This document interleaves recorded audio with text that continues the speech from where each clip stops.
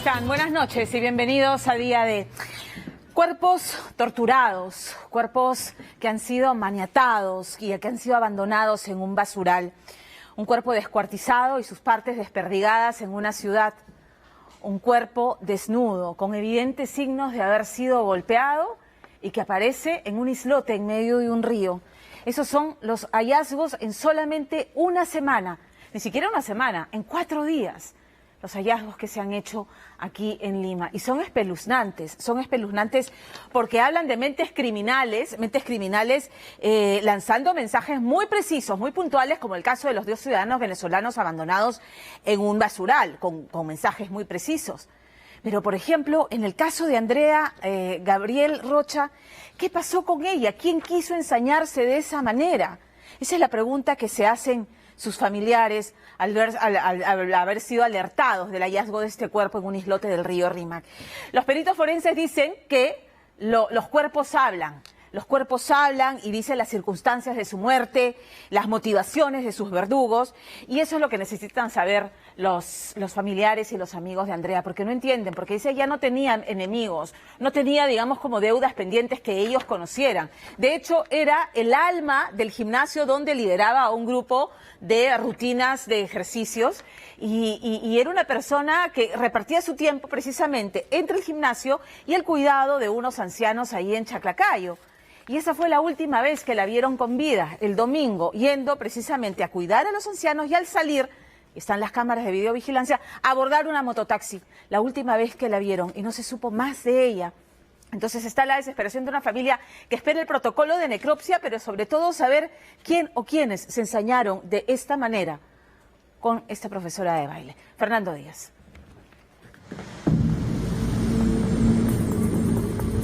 La persona apareció acá en esta parte de acá. En la mitad del cuerpo hacia la parte más seca y en la mitad acá. Cuando llegamos, vi el cuerpo y tan solo abrieron el cierre para ver su pie. Yo ya la había reconocido que era ella porque estaba completamente desnuda y no podía creerlo.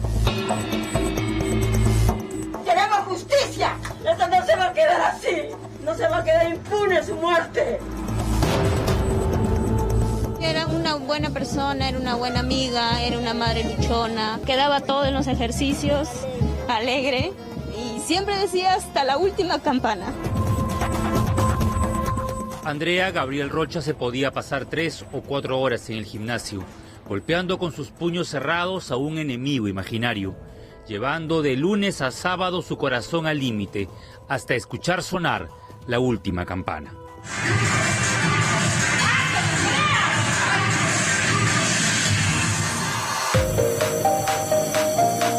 Era la alumna más afanosa del Total Power de Chaclacayo, un grupo de mujeres dedicadas en cuerpo y alma a la práctica del full body, sudor a chorros y cardio a tope, para quien parecía tener la vida más tranquila y feliz de este grupo. Ella le gustaba hacer el deporte y claro, como todos tenemos vida personal, también tendría pues no de repente salir a divertirse, pero más lo que nosotros hemos estado latente y ver visible era el entrenamiento de que ella tenía. Problemas nunca le hemos visto, hemos compartido cenas, hemos compartido cumpleaños, de las cuales nunca se ha mencionado ese tipo de rencores hacia ella. Es algo raro para nosotras. Andrea Gabriel, o llamada también Alejandra por su familia, desapareció hace una semana, precisamente un domingo como hoy. Su familia ya la había reportado como desaparecida y su final, tan trágico como inexplicable, continúa fondeado en las aguas de un río hablador que se resiste hasta ahora a revelar el secreto de su muerte. Nos dejas un gran vacío, pero tus enseñanzas en tus hijas, el ejemplo, eso perdurará por muchas generaciones. Nunca le desearía esto a nadie, y sobre todo ver a mis hijas. Uno es hombre quizás, pero las hijas mujeres que son más encariñadas que sus madres.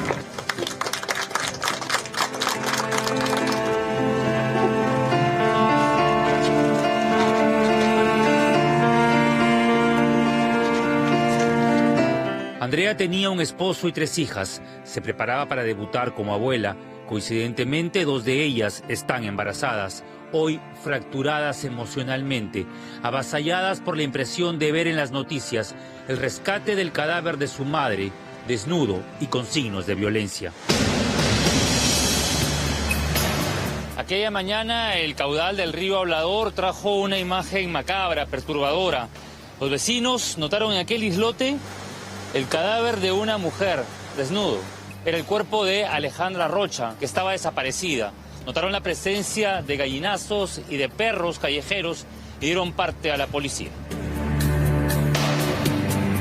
Yo creo que ni a un animal se le hace lo que le hicieron a ella, no tenía todo el rostro desfigurado. Aparte cuando el río te rueda, todo eso, por más que te hayan, siempre te deja con ropa. Pero no tenía nada, completamente nada, nada.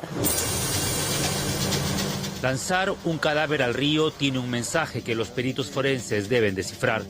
Lima es ya una ciudad donde uno se puede topar con la muerte en una vereda mientras se pasea a la mascota, como lo que ocurrió esta semana con 2 venezolanos estrangulados aparentemente por las mafias. La desesperación por ocultar un crimen lleva al asesino a los confines de la disección humana, como lo sucedido en Cusco, cuando un hombre de 72 años fue asesinado, descuartizado y sus restos esparcidos por la ciudad imperial. Cuando uno hace una necropsia, lo que hace es justamente ver que el cuerpo hable. ¿Y cómo va a hablar? Viendo, 1, la identificación. 2, la data de la muerte. 3, el mecanismo y las causas de muerte. Y finalmente el agente causante. En el caso de Andrea, la investigación policial a manos de la de Pincri de Chosica guarda en absoluta reserva los detalles de lo que pudo haber pasado con esta mujer, que cumplía no solo con una rutina de ejercicios. Hasta ahora no entendemos qué es lo que le pasó a mi hermana, qué es lo que la han llevado, lo han matado, no sé, no entendemos hasta ahorita. El sábado 29 de enero fue al gimnasio por última vez. El domingo en la mañana, sus compañeras la llamaron para coordinar una presentación en una plaza, pero no contestó el celular. Las 7:20 de la mañana no me contestó la llamada, nos causó rareza. Justo en el grupo que tenemos cerrado, no contestaba y era un punto vital para el grupo. ¿A dónde se fue Andrea? ¿Qué o quién interrumpió su camino el día en que murió? Ella dijo que se iba un rato a cambiarle el pañal a la señora porque ella cuida a una persona mayor. Y después se iba a ir al mercado a comprar para cocinar, porque el domingo no atienden el gimnasio. Para reconstruir los últimos minutos de vida de esta mujer es necesario llegar hasta el Jirón 20 de Mayo. Las cámaras de vigilancia de esta bodega la vieron pasar por última vez. ¿A dónde se iba Andrea? Los vecinos le han dicho a la policía que ella trabajaba en esta casa cuidando a una pareja de ancianos. Si era una mujer jovial, que hacía deporte, ¿quién pudo haberla matado? Es aquí donde Andrea toma este mototaxi con paradero desconocido. La cámara de la bodega registró los pasos de esta mujer. Los vecinos también la vieron. Ella sale de allá, de esa casa, de donde está acá el poste azul. Del poste azul ella sale de ahí. Con sus hijas ya grandes, Andrea tenía tiempo de sobra, no solo para ir al gimnasio, sino también para trabajar en esta casa cuidando a una anciana de lunes a sábado, de 8 de la mañana a 4 de la tarde. Cuidaba a mi abuelita, ¿no? Cuidaba a una persona mayor. La cambiaba, le daba de comer, venía temprano para dar su desayuno, ¿no? Se iba por la tarde, todos los días era, ¿no? Los días sábados también. El pasado domingo 30 y muy temprano fue a atender a la anciana. La cámara la ve llegar y a las 9:40 de la mañana salió de ahí para nunca más volver. Ella sale desde aquí, deja la bolsa y bueno, las cámaras están para allá, ¿no?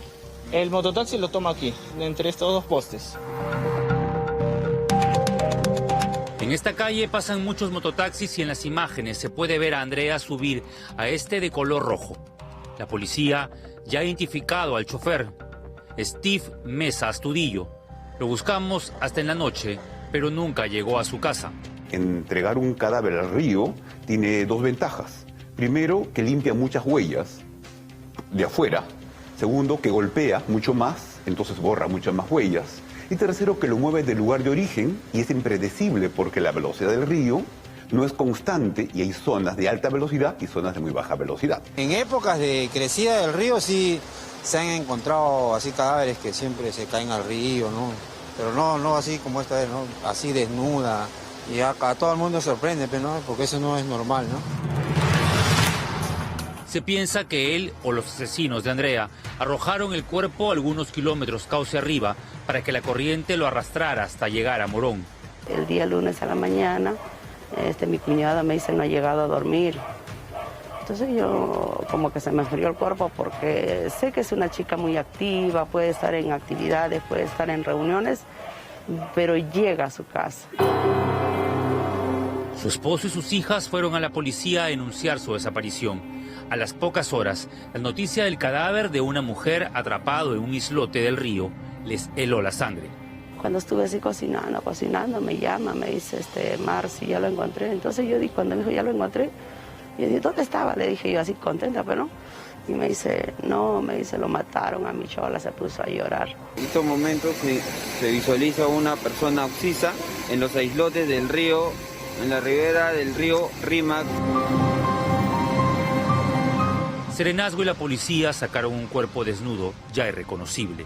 Me dijo que estaba todo deshecho, que estaba desfigurado su carita, todo su ídolo lo habían sacado, su dientecito no tenía, que sus pies todos mal, toda su espaldita que la hice, todo, o sea, feo. Aquí entrará a tallar medicina legal, la pericia del forense capaz de arrancarle a un cuerpo sin vida toda la verdad. O se ha muerto por un golpe en el mismo río o se ha ahogado. Definir si son lesiones contusas o no contusas, si hay lesiones por arma de fuego o armas blancas, y si hay lesiones características de asfixias, sea ahorcamiento, estrangulación u otro, y si hay quemaduras. El examen determinará si hubo violencia y tal vez vejación, si fue el río el que quitó sus prendas o alguien cobró una venganza de la manera más terrible. Porque no tenía derecho a quitarle la vida a mi cuñada, por más que haya sido lo que haya sido, yo creo que no se merecía esta muerte de verdad. ¿Por qué dice por más que haya sido lo que haya sido? O sea, a lo mejor habrá tenido algún defecto, qué sé yo, ¿no? O de repente con alguien tuvo algún intercambio de palabras, qué sé yo. Le gustaba el choclo con queso, la papa con huevo y también un poco de alcohol. Carbohidratos que luego quemaba con admirable disciplina. Pero Andrea también tenía secretos. Una amiga del gimnasio ha revelado que un día en un evento una mujer se le acercó para hacerle un reclamo a gritos. Que fueron a buscarla al gimnasio una señora alta, más o menos de contextura gruesa, y le comenzó a reclamar y se le comenzó a gritar, la sacó a un lado y le comenzó a gritar todo. Y ella no decía nada, pues se quedaba callada. No, sino es que yo le prestó plata a su pareja y me está reclamando porque le estoy llamando. La policía ha llamado a declarar a sus amigas, sobre todo a aquellas a las que Andrea les habría confesado vivir una apatía en casa. Quizás la rutina de un largo matrimonio que la obligaba a salir de casa, evadir y pasar largas horas bajo el ritmo frenético del full body.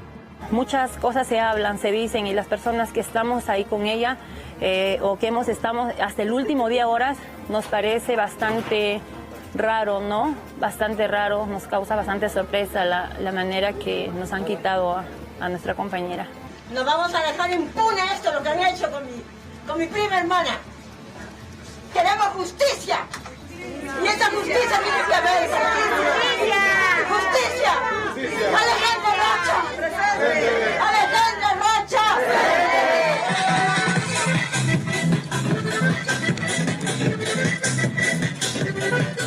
Frente a su ataúd, sus compañeras del Total Power hicieron una de las tantas coreografías del gimnasio, en homenaje a quien se llevó a la tumba ese capítulo desconocido de su vida, la pieza de este rompecabezas que tal vez su familia ya intuye, pero que en medio del dolor tan grande prefiere callar.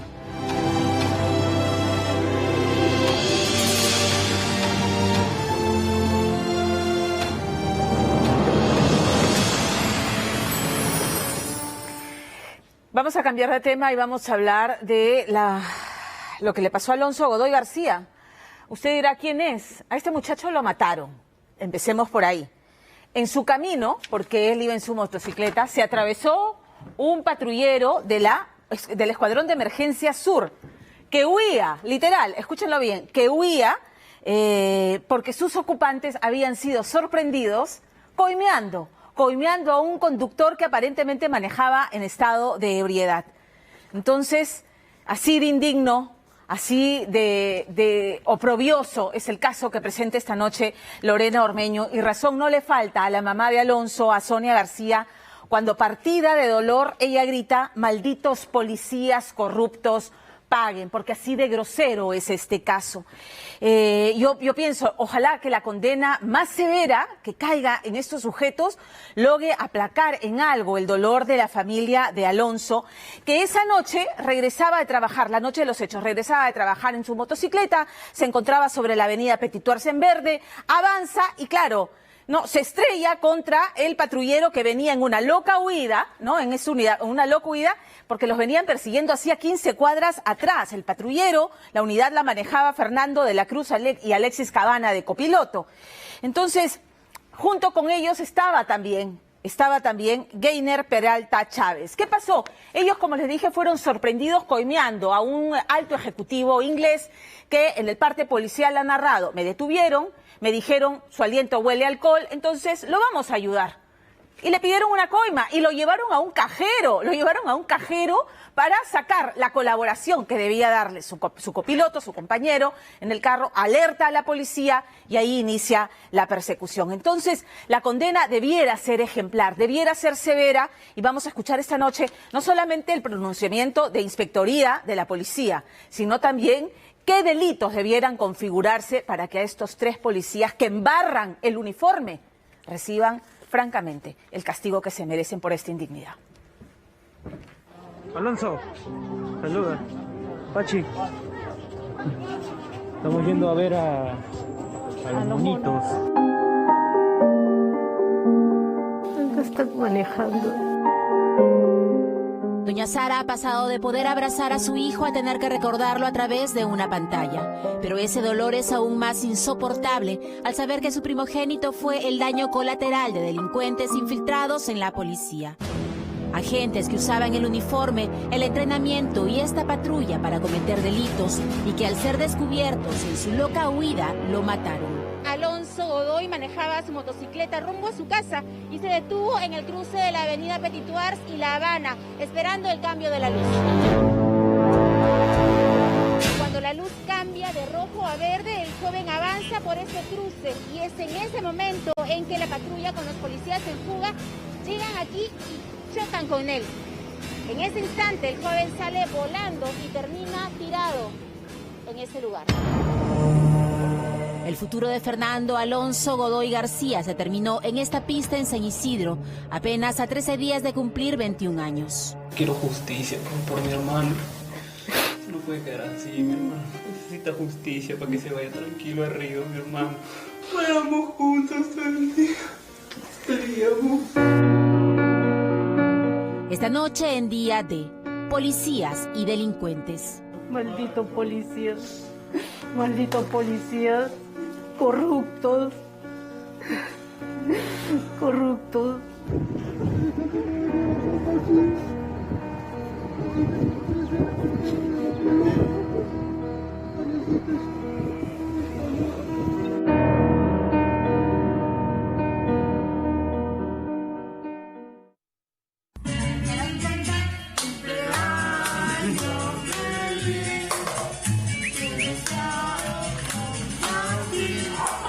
El 8 de mayo de 2020, la familia Godoy celebraba el cumpleaños de don Fernando, que con la barba típica de los días del encierro por la COVID, bailaba al lado de su esposa y su primogénito Alonso. Grababa feliz su hijo menor Bruno, pues aunque estaban solos, estaban juntos y completos.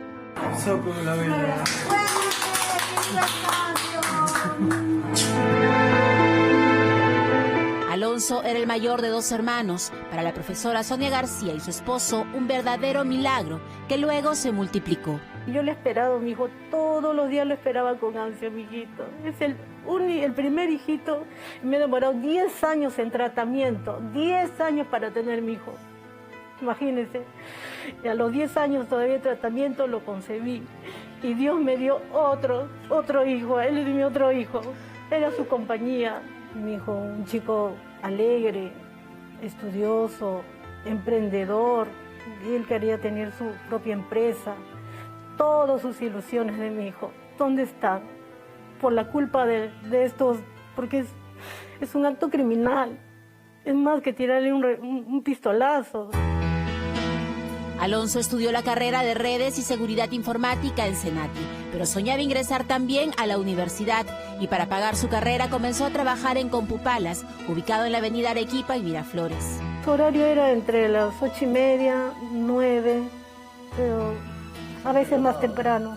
Siempre llamaba y decía, mamá, ya estoy saliendo, estoy 8:30, ya estoy en camino. A veces mamá le reclamaba, pero apura que tanto trabaja. Sí, mamita, ya voy a salir. Última llamada que yo le hice era 8:30, me contestó, le pregunté cómo te ha ido, qué has almorzado, me contestó y de ahí hasta las 10:30 de la noche no contestó nunca más. El 31 de enero Alonso se quedó una hora más para terminar un trabajo. ¿Quién podría imaginar que esa decisión le costaría la vida? Pues a pocas cuadras los suboficiales Fernando Antonio de la Cruz Flores, Heiner Harley Peralta Chávez y Alexis Israel Cabana González del Escuadrón de Emergencia Sur recorrían Miraflores y San Isidro en esta patrulla buscando una víctima. Y a las 10 de la noche la encontraron. Se trataba del inglés Peter Gardner Winship, un aficionado a los autos de carrera y alto ejecutivo de una mina. Me he enterado por el acta que había un patrullero que estaba siguiendo a un Porsche. Y ese Porsche era un extranjero. Y lo han notado que está ebrio. Entonces lo han parado, lo han detenido. Según Gardner Winship, manejaba su Porsche por San Isidro cuando fue intervenido. Los agentes le pidieron sus documentos, le indicaron que tenía aliento alcohólico y le solicitaron una dádiva de 2.000 soles para ayudarlo, ya que la multa por conducir en estado de ebriedad es de 4.000 soles. Una vez pactada la coima de 2.000 soles, los malos policías traen al extranjero hasta este lugar para que retire el dinero de un cajero, sin saber que en el trayecto el copiloto de este ciudadano inglés había hecho la denuncia a la comisaría y otro patrullero los observaba desde una distancia prudencial. Cuando ocurre el intercambio del dinero es que aquellos agentes deciden intervenir y en ese momento uno de los malos policías huye a pie, mientras los otros dos prenden su patrullero y huyen por esta ruta. Mientras el suboficial Cabana huía a pie dejando caer su celular, De la Cruz tomó el volante y con el suboficial Peralta recorrieron 15 cuadras, perseguidos por sus colegas de la comisaría de San Isidro.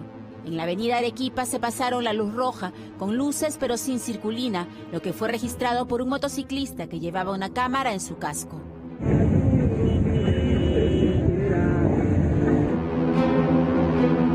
En Facebook salió una publicación sobre el accidente de mi enamorado de Alonso.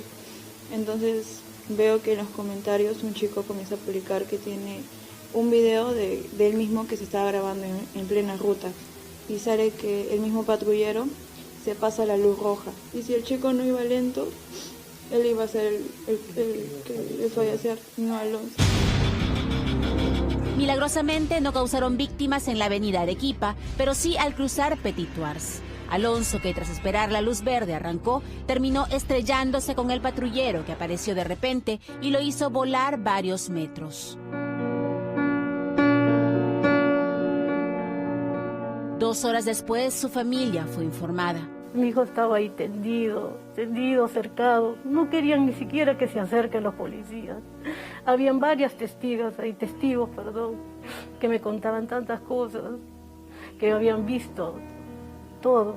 Cambió la luz verde y ese patrullero estaba en la luz rosa y así, ¡pum!, de frente se ha metido la embestida a mi hijo, con moto y todo, ¿no? Y han manipulado las evidencias, dice que han pinchado la llanta para que diga que ha sido un accidente. Ese policía bajó y pinchó la llanta para que vea que ha sido Que perdió el control. Que perdió el control y por eso se chocó y eso ha sido mentira. Y es que al inicio se dijo que Alonso embistió la patrulla que iba a un rescate, pero la denuncia policial es clara. Los agentes pidieron coima y descubiertos huyeron, matando a un estudiante en el camino. Finalmente fueron detenidos e Inspectoría inició su expulsión de la institución. Este es un hecho grave. Como inspector general no vamos a permitir. Inmediatamente se ha hecho una investigación, un procedimiento administrativo sumario. Vamos a descontarle el 50% y finalmente este hecho, como es muy grave, va a acarrear el pase al retiro de estas personas. Se comunicó al fiscal de turno en esos momentos e inmediatamente ha pasado a la Fiscalía Anticorrupción con la investigación ya de carácter penal. Se ha determinado la detención de 9 meses de estos suboficiales, de los dos. El otro suboficial, Alexis Israel Cabana González, se ha dado la fuga. El señor ya va a ser requisitoriado. Vamos a proceder a su captura. 9 meses de prisión preventiva para agentes que no tenían otras denuncias, pero sí faltas policiales. Fernando de la Cruz, de 32 años, el presunto cabecilla, acumulaba 180 días de rigor por negligencia funcional o desaparecer de su unidad. Por faltas similares, Guinder Peralta, de 31, acumulaba 50 días de rigor y Alexis Cabana, de 23, registra una falta y continúa no habido. Alexis Cabana, hay una persona que ha fallecido, sí, supuestamente. Sí, estamos en tema, pero él no quería estar con nosotros. ¿Pero tiene alguna manera de comunicarse con él? Pero eso es este proceso. Sí, claro, pero él está prófugo, ¿no? El tema, a los detenidos están detenidos, pero él no da la cara. Él ya está por su abogado y él, abogado, y ya creo que iban a tener una... no sé cómo dice. ¿Va a presentarse? No, la verdad es que no sé. Pero no se entregó, solo envió su uniforme y su arma de reglamento con un emisario, mientras Peter Gardner Winship prefiere olvidar todo. Buenas tardes. ¿Qué tal? Buenas tardes, señor Gardner. Sí. Estoy llamando porque estamos haciendo un reportaje respecto al caso de este joven que falleció producto de este choque del patrullero. Con usted, no voy a hablar con usted. Los 3 policías serán acusados por los delitos más graves, corrupción de funcionarios y homicidio, pues no se trata de un accidente de tránsito. Y han podido prever la fatalidad, entonces hay intencionalidad, por eso digo que debe ser doloso. Si va por el lado homicidio, ahí sí, todos son cómplices o autor, coautor o cómplice. Pasaron de encarnar la ley a ser delincuentes en uniforme. Y para evitar que eso se repita, el nuevo jefe de inspectoría anuncia la ejecución del monitoreo permanente de las patrullas. Invocamos a la buena intervención, pero sin embargo, cuando empiezan los hechos irregulares, los desvíos de las rutas de su trabajo, con sus vehículos policiales, desde ahí nosotros vamos a empezar a controlarlos. Tenemos el sistema SICOP, donde también los comisarios puedan estar controlando el movimiento de sus vehículos. Cuando existan algunas irregularidades, el comisario debe primero corregir, el comisario o los jefes de unidades. Si ellos no corrigen, nosotros lo vamos a corregir a ellos, porque aquí está la responsabilidad de las cabezas, de los líderes policiales. Pero la familia Godoy teme que el proceso se corrompa, sumida en la pena de saber que ya no están completos, que no habrán cumpleaños con los 4 juntos, que quienes debían protegerlos les arrancaron parte de su corazón por un poco de dinero sucio. Por eso no me invoco al ministerio, a la fiscalía, a la inspectoría, que haga una buena investigación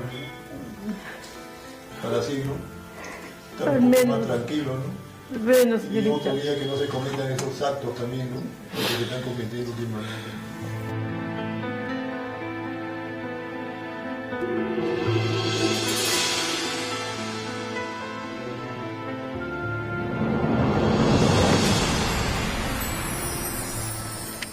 Hay la figura de homicidio culposo, que es no tuve la intención y ocurrió, y homicidio doloso. Y lo sé no solo porque sea abogada, sino por años entrevistando a abogados sobre estos temas. Entonces, estos policías fueron sorprendidos infraganti, delito número 1, coimeando, delito número 1. Número 2, huyen, son perseguidos, se pasan la luz roja y provocan que no es un accidente, no podríamos llamarlo un accidente porque se pasa la luz roja y este muchacho circulaba en verde. Esto no debió ocurrir y estos sujetos no debieron coimear, porque son policías, porque embarran el uniforme, porque son indignos de vestir el uniforme de la policía, porque hay buenos policías que se fajan a diario en las calles para darnos protección y seguridad. Entonces, vamos a ver cómo se tipifica, porque a estos policías indignos, a estos delincuentes, lo que hay que hacer es juzgarlos no solamente por el tema de la coima, sino además por haber matado a un muchacho que debió llegar ese día a su casa tranquilo, que debió seguir juntando su dinerito para poder estudiar en la universidad, que era lo que él quería. Tiene que ser una sanción ejemplar, porque gallina que come huevos, aunque le quemen el pico, que sirva como ejemplo a cualquier otro que sienta la tentación, ¿no es cierto?, de coimear, ¿no?, de recibir plata por lo bajo y ensuciar el buen nombre de la institución y sobre todo el uniforme.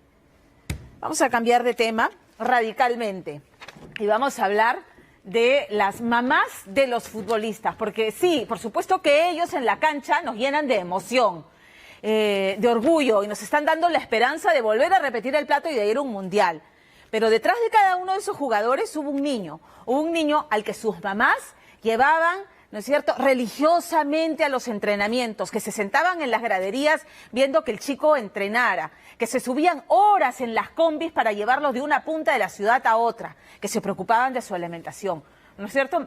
La mamá de Paolo Guerrero, doña Peta, ha contado eso, pero también conocen de esas experiencias las mamás de Yoshimar Yotun y de Luis Advíncula. Entonces, conociendo los sacrificios que se tienen que hacer porque saben que sus hijos tienen garra y sobre todo talento, entonces se han unido a los esfuerzos de una ONG para ayudar a otros chicos igualmente talentosos, ¿no? Otros chibolitos así, quimbosos y capos con los pies, con el deporte, pero que saben que por falta de recursos económicos no la van a poder hacer. Entonces ellas apoyan económicamente, trabajan en nuestra ONG para poder económicamente respaldarlos en toda esta trayectoria e incluso conectarlos con clubes internacionales para que puedan ir a hacer scouting, mirarlos y que los puedan fichar.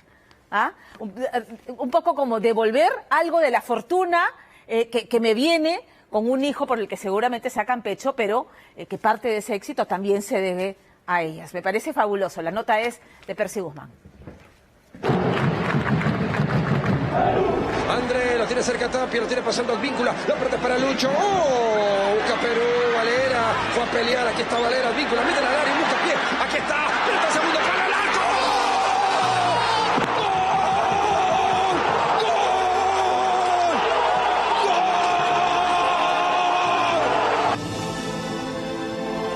Sin duda, la Selección Nacional de Fútbol no solo despierta pasiones, también genera unas bonitas historias que involucran a los principales futbolistas de la blanquirroja. Hola, Aldo Corso, soy Sergio José Rivero Segovia. Te admiro, me gusta cómo juegas, cómo defiendes el balón. Hola, mi amigo Sergio José Rivera, soy Aldo Corso. Estoy muy agradecido por tu mensaje. Hola, soy Giampiero. Estoy muy emocionado porque estoy grabando este video para saludar a mi hincha favorito, Alex Valera. Hola Giampiero, te saluda Ale Valera y quisiera agradecerte por el saludo que me has enviado. Esta noche, conozca el arma secreta de la Selección Nacional y descubra el silencioso trabajo de ayuda social que realizan los jugadores del equipo de todos. Vamos Perú, toda la vida que seguimos adelante, nadie nos va a parar. El día martes, desde muy temprano, el amor y la locura por la blanquirroja se vio por calles y plazas, como también en casa de la familia López, quienes tienen la tradición de acompañar a la selección nacional a cualquier lugar, juegue donde juegue. Este es un tema de identidad, un tema de nacimiento que como parte de los 33 millones de peruanos estamos siempre alentando a nuestra selección en todas las circunstancias. Estuvimos en Rusia, en la Copa América de Brasil y ahora próximamente en noviembre en Qatar.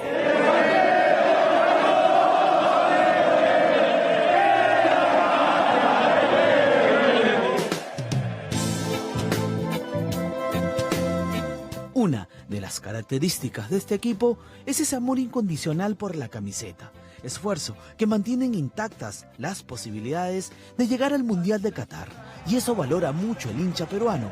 Por eso el último martes, la número 12 abarrotó el Nacional para alentar a viva voz a la blanquirroja.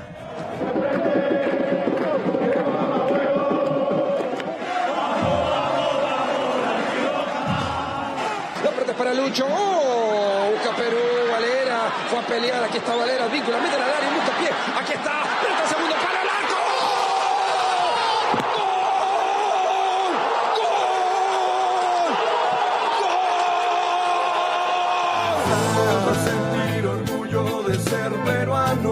El empate deja a la selección nacional en el quinto lugar en zona de repechaje. Pero no crea que después del encuentro con Ecuador termina el compromiso y ayuda de los jugadores, en especial frente a los problemas de la sociedad peruana. Lucho Advíncula, por ejemplo, ni muy bien llegó a Buenos Aires, no dudó en mandar saludos a la ONG, donde su madre, doña Noemí, junto a la mamá de Yoshi, la señora Mari, apoyan el proyecto Salvando Talentos. Para ayudar a muchos jóvenes talentosos de escasos recursos y puedan cumplir el sueño de ser jugadores de fútbol. Les mando un fuerte abrazo y muchas bendiciones. Cuídense mucho. Es una ONG que apoya a estos chicos talentos que vienen de provincia, que no tienen la situación económica para salir. La ONG nos apoya con alimentos, sus pasajes. Hay algunas viviendas también, ¿no? Así como nuestros hijos, que desde chicos han comenzado, así que nosotros lo hemos venido a apoyar, porque ya nosotros ya sabemos cómo es. Y decirles de que tienen que seguir perseverando en sus sueños, que no es fácil llegar a la meta, ¿no? Pero con sus perseverancia y su disciplina van a llegar muy lejos, de repente pueden ser unos mejores que nuestros hijos. Con mi hijo también, cuando va a jugar, el día que va a jugar, antes de entrar a la cancha, me llama. Me dice, mamá, ya voy a entrar a la cancha, ya voy a salir a la cancha. Ya, hijito, muchas bendiciones, que Dios te ayude. Y toda la vida, casi toda la vida que yo le digo eso, mi hijo gana. Admiro demasiado a sus hijos y también es una enseñanza la que ustedes le han dado a ellos. Le han inculcado muchos valores muy buenos. Sigo un ejemplo de sus hijos y quiero lograr todas mis metas y que el apoyo constante de mi familia, que está lejos, es difícil, pero uno está acá para poder alcanzar nuestros sueños, ¿no? La ONG Cambiando Vidas, con el proyecto Salvando Talentos, apoya a jóvenes futbolistas que por diferentes circunstancias de sus vidas no tienen las posibilidades económicas ni oportunidades para llegar a la profesional. Como es el caso del chimbotano Joaquín Carranza, quien junto al piorano Jorge Contreras y el delantero de Iquitos, Paulo Vázquez, acudieron a la convocatoria masiva para probar su talento y buscar un puesto en el Club Unión Comercio. Los chicos lo que necesitan es la oportunidad, lo que necesitan es alguien quien los vea. Muchas veces ellos no tienen la posibilidad de mostrar su talento. Bueno, y nosotros empezamos de abajo, también necesitábamos alguna oportunidad y sabemos lo que ellos pasan, sabemos las ilusiones que ellos tienen. Los chicos se preparan bien, nos ha sorprendido, los chicos trabajan bien y eso es importante porque en el momento de jugar demuestran su talento. Desde que estuve acá me apoyaron y me ayudó mucho en lo que va ese recorrido que ya tengo casi un año acá en Lima. Me ayudó en la economía, pero a veces uno tiene gastos porque entrena lejos, a veces yo iba a pruebas, tenía que viajar lejos y a veces no me alcanzaba la economía. Y agradecerle muchísimo porque con ese apoyo estamos que le mostramos que poco a poco vamos avanzando y que lo vamos a lograr. Salvando Talentos también ha logrado colocar a futbolistas en equipos de la Liga 1, como Axel Gadea, quien en su natal Iquitos vendió frutas, chatarra y cuidaba carros, y hoy juega como sparring en la selección Sub-20 frente a los dirigidos por el Tigre Gareca. También está la historia del chinchano Cristian Lurita, quien juega en la reserva del Deportivo Municipal. El lateral izquierdo nos recibió en este pequeño cuarto ubicado al final del club rimense Revolver, lugar donde comparte con su padre, quien, a pesar de las dificultades, no duda en apoyar con lo poco que tiene a su hijo. Yo a él le deseo lo mejor del mundo y estoy luchando junto con él, palmo a palmo, con las dificultades que tenemos, pero la vida nos está tratando bien. Él está superándose, yo de eso estoy feliz, confío mucho en él porque conozco su calidad. Puedo tener muchas dificultades, ¿no? Como ustedes pueden estar observando, problemas económicos, de familia, que todos lo tienen obviamente, pero en el momento en el que piso el campo de fútbol, en el momento en el que tengo un balón, todo eso desaparece, ¿no? El hecho de que esté jugando y esté logrando algunas cositas no quiere decir que deje de ser humano, ¿no? Tengo problemas y pues yo lo que puedo decir es que sí, hay que seguir soñando, ¿no? Hay que seguir sonriéndole a la vida a pesar de las tristezas, los llantos, los problemas, las dificultades, con una sonrisa al frente de todos, mirando a todos, es de la mejor manera en la que se puede vivir, ¿no? El fútbol no solo destaca la disciplina, esfuerzo y el talento deportivo, también siembra valores en estos atletas que tienen como meta representar a la selección nacional. Quien también sueña en convertirse en un futbolista es el pequeño Josué, quien hace 2 años la deflagración de un camión cisterna de gas en Villa El Salvador provocó las quemaduras en 3er grado en el 65% del cuerpo de este valiente niño. Sin embargo, hoy las heridas y cicatrices no son impedimento para que Josué juegue al fútbol animado por el buen desempeño de la selección nacional. ¿En qué posición juegas, Josué? Sobre todo arquero. Me imagino que eres hincha de la selección también. Sí. ¿Qué jugador de la selección admiras tú? El Corso. ¿Aldo Corso? Aldo Corso. ¿Por qué? ¿Por qué te gusta Aldo Corso? Porque me gusta, es un guerrero, la lucha, siempre va por el balón. ¿Tú quisieras ser como él? ¿Cuál es tu sueño, tu meta? Sí, ser como él. ¿Quieres representar al Perú? Josué recibe el soporte médico de Aniquén. Sin embargo, este pequeño aún necesita muchas operaciones que la Asociación de Ayuda al Niño Quemado no puede costear. Otro paciente beneficiado con la rehabilitación integral de esta ONG es Giampiero. Este niño, cuando apenas tenía 1 año y medio, sufrió las quemaduras en 3er grado del 35% de su cuerpo. Pero gracias al apoyo de Aniquén, Josué y Giampiero pueden continuar sus vidas y jugar al fútbol como cualquier chico de su edad. Me han dicho que te gusta un jugador específico, un delantero, me han contado. Sí. ¿Qué jugador es? A ver, cuéntame. A ver, era Alex Valera. ¿Alex Valera? Sí. ¿Qué le dirías a Alex Valera, a ver, si tuvieras la oportunidad de verlo? Que soy un gran fan y bueno, y que quería que, ya sabes, me firmara mi camiseta. Enterados de los saludos y la admiración de estos niños, los jugadores de la selección nacional y de Universitario de Deportes, el lateral derecho Aldo Corso y el delantero Alex Valera no dudaron en responder a estos pequeños. Hola, mi amigo Sergio Josué Rivera, soy Aldo Corso. Estoy muy agradecido por tu mensaje. Espero que algún día te pueda conocer. Vas a poder defender a tu selección como yo lo hago, así que te mando un gran abrazo, muchas bendiciones, ten mucha fe, no nunca lo pierdas y sabes que te quiero mucho. Hola, Giampiero, te saluda Ale Valera y quisiera agradecerte por el saludo que me has enviado y a la vez decirte que tengas las fuerzas. Me agrada tu valentía y la verdad creo que yo también soy un fanático tuyo por todo el esfuerzo que le estás haciendo para salir adelante. Espero te recuperes pronto, espero conocernos algún día. Yo te mando un abrazo y muchas bendiciones, cuídate mucho. Alex Valera me envió un video, estoy muy feliz. ¡Yeah! Gracias, Alex Valera.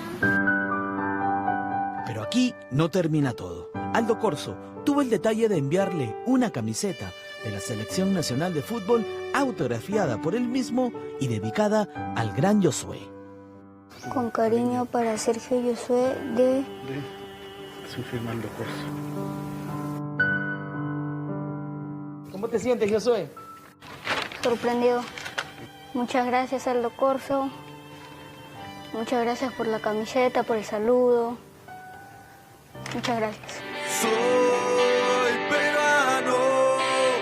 No solo los gritos de gol y la emoción a flor de piel es lo que genera la selección nacional. Cada jugador sabe que es un ejemplo a seguir para muchos jóvenes que quieren ser como ellos. Y lo más bonito del futbolista profesional es que también pueden curar heridas y provocar alegrías con un simple gesto o saludo.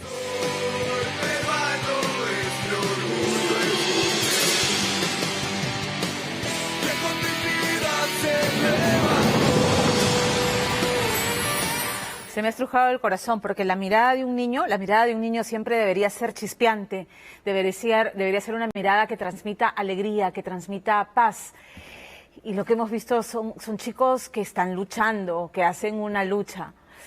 Y yo aplaudo a las mamás de estos jugadores y a los chicos que tienen corazones generosos, que tienen corazones solidarios y que buscan darles esperanza de que sí se puede y que si sus circunstancias son adversas, como ángeles de la guarda, ellos van a hacer posible que sus sueños se hagan realidad. Gracias enormes por eso y gracias a todos los que de una u otra manera hacen de ángeles de la guarda anónimos, a todos ellos.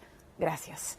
Nosotros nos vamos a la pausa y lo que viene son dos conversaciones que usted tiene que ver porque estamos en una crisis en la que los peruanos estamos atrapados, siento yo, sin representación. Se escuchan a 7 meses de inaugurado el mandato del presidente Pedro Castillo, ya no vacancias, sino casi ruegos para que el presidente renuncie. Está ahora evaluando su cuarto gabinete. Pero lo que ha dicho hoy en una entrevista el exsecretario del despacho presidencial, Carlos Jaico, es grave, es gravísimo. Él dice que en buena cuenta lo que ocurre en Palacio es que el primer ministro es nada menos que su jefe de gabinetes, Viberto Castillo. Yo puedo pensar que es prácticamente quien está conduciendo los destinos del país.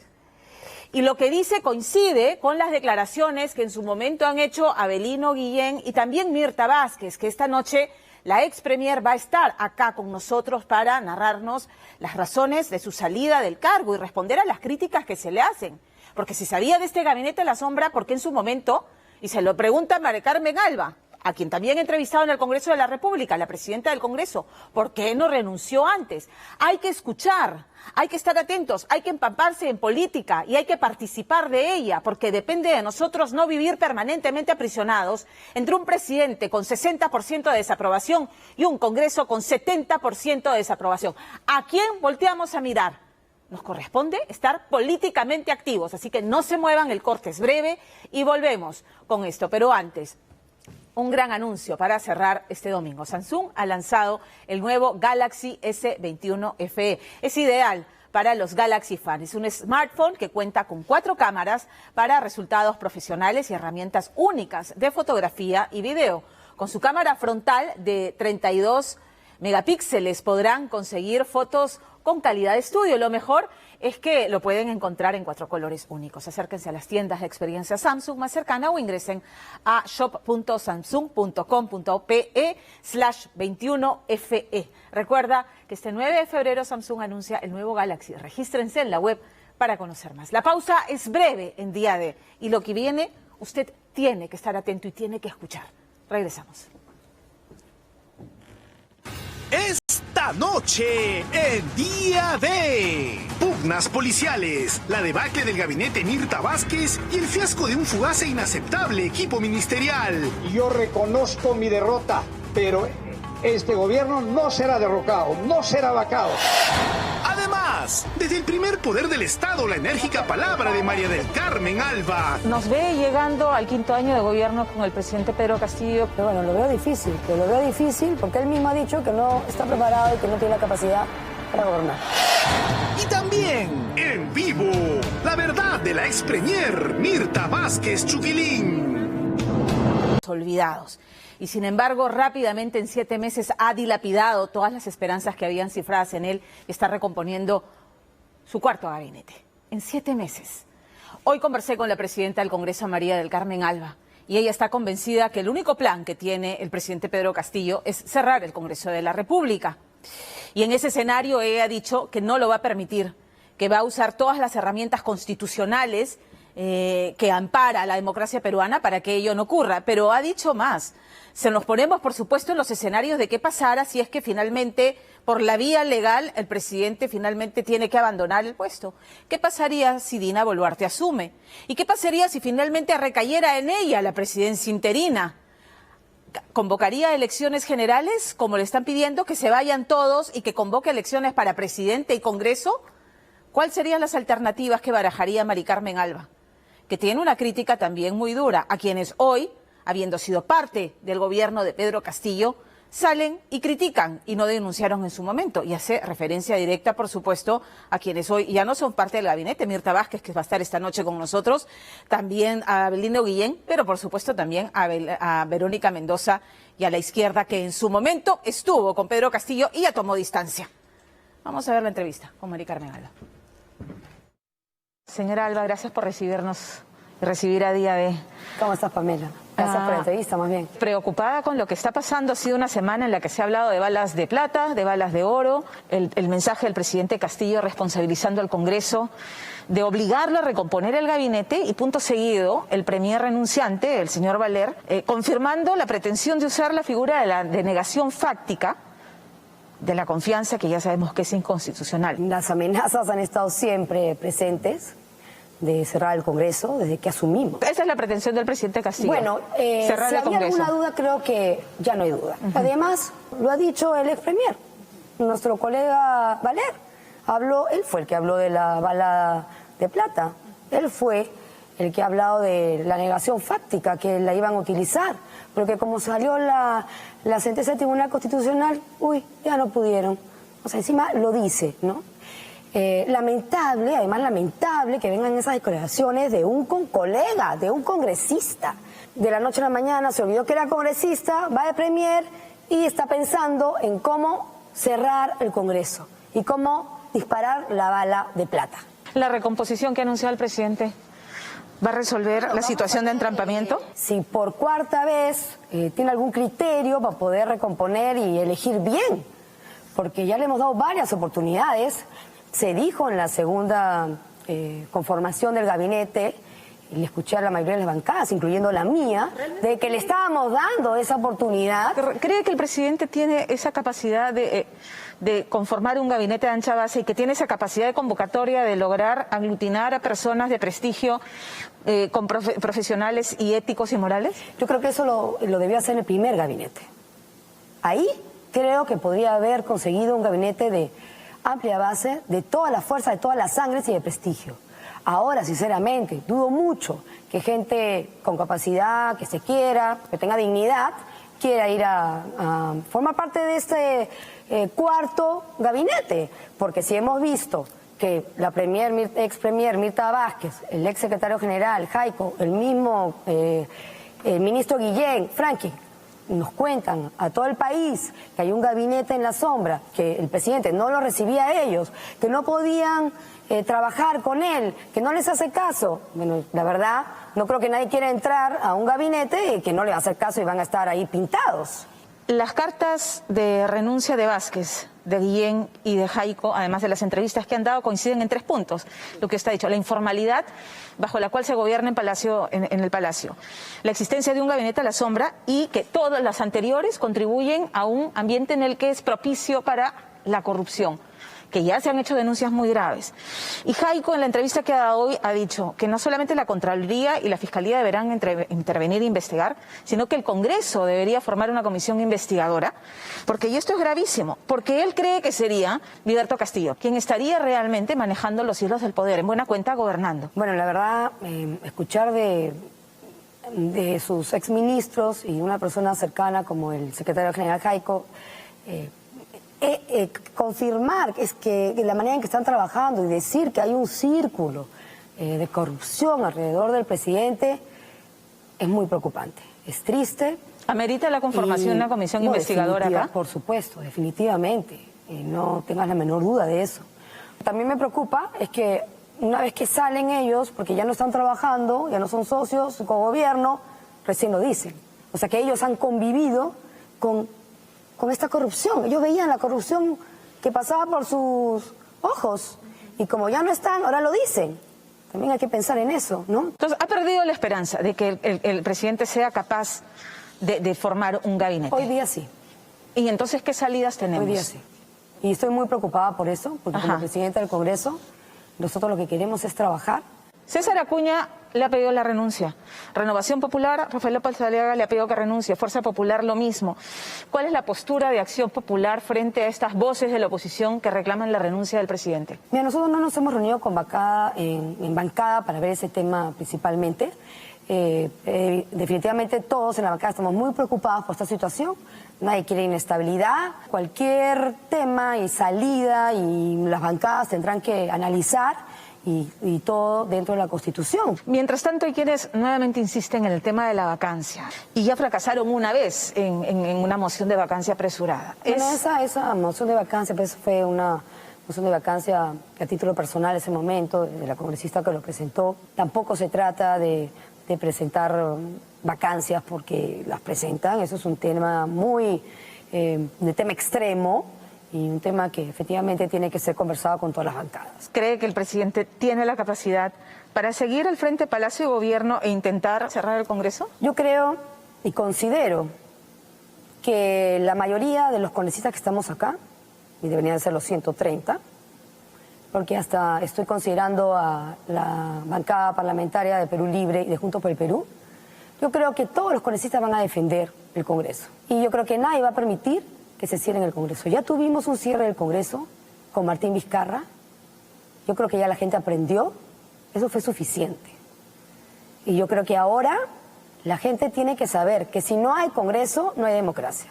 Y que si no hay Congreso, lo que va a venir es la Asamblea Constituyente. El cambio de la Constitución y el cambio de las reglas de juego para todos. Y las reelecciones inmediatas.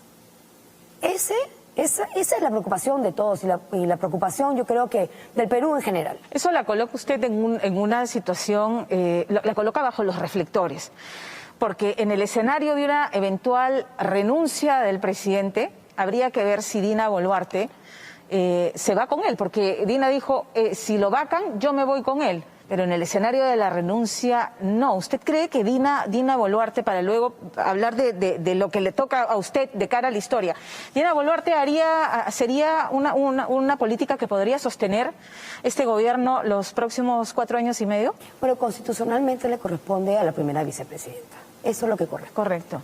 Para poner todas las posibilidades, el señor Castillo renunciara y Dina Boluarte con él.